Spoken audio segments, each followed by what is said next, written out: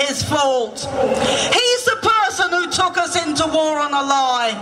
He's the person responsible for 655,000 Iraqi dead. And he's the person who blames it on the terrorists. But let's remember, there were no terrorists in Iraq in 2003. Now there are, and that is his responsibility. And he can run, but he isn't going to be able to hide. I don't know how many more days he has in Downing Street, but every day he's there, he cooks up another terrible attack on different parts of the world. He's begging George Bush to cite Star Wars here. He wants to spend all our money on Trident and not on hospitals and schools. And he's taking us to war, not just in Iraq, but everywhere that he can possibly do so. Now this week he had to announce 1,500 troops withdrawing from Iraq.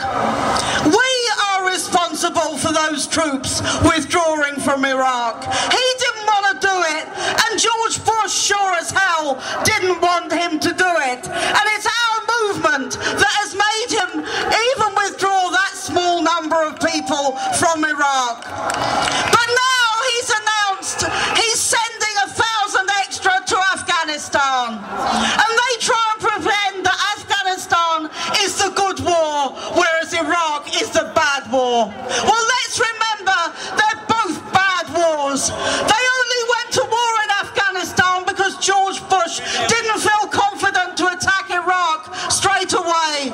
It's an unjustified war and it's an unwinnable war. So we want the troops out of there as well. And what we're saying is we're fed up with a government which is addicted to war. They want to wage war across the whole region, and the stain is spreading. We have war in Afghanistan, war in Somalia, we had war in Lebanon, we have war in Iraq, and now they want to attack Iran.